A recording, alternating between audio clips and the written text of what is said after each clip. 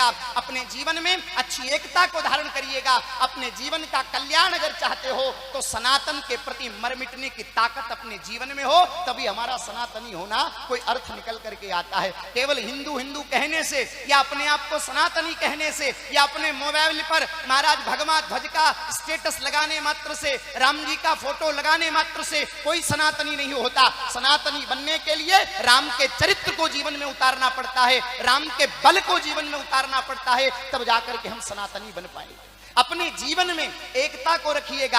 आज महाराज मैं आपसे पूछूं कि आप कौन हैं, तो कोई कहेगा मैं जाट हूं, तो ध्यान रखिएगा मुट्ठी भर हो। कोई किसी से पूछूं कौन हो और कह दिया मैं ब्राह्मण हूं, तो मुट्ठी भर हो। किसी से मैं पूछूं और कोई जवाब देवे कि मैं महाराज महाजन हूं, तो मुट्ठी भर हो। पर इस बात का ध्यान रखना कि मैं जब मैं पूछूं कि कौन हो और एक स्वर में आवाज निकले कि मैं सनातनी हिंदू हूं, तो पूरे भारत में 100 करोड़ की आबादी है।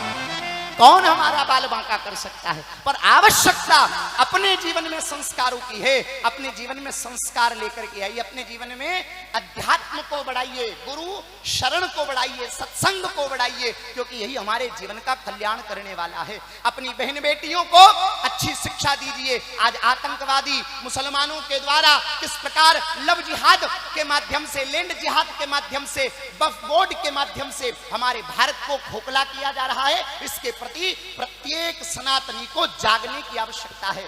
क्यों लव जिहाद जैसी घटनाएं इस भारतवर्ष में होती है? ये दुर्गा मां भगवती परम्बा जगदम्बा काली का देश है, और यहाँ पर ऐसी ऐसी वीरांगनाएं हुई हैं जिन्होंने अपनी पीठ पर अपने बच्चे को बांध करके अंग्रेजों के छक्के छुड़ाए।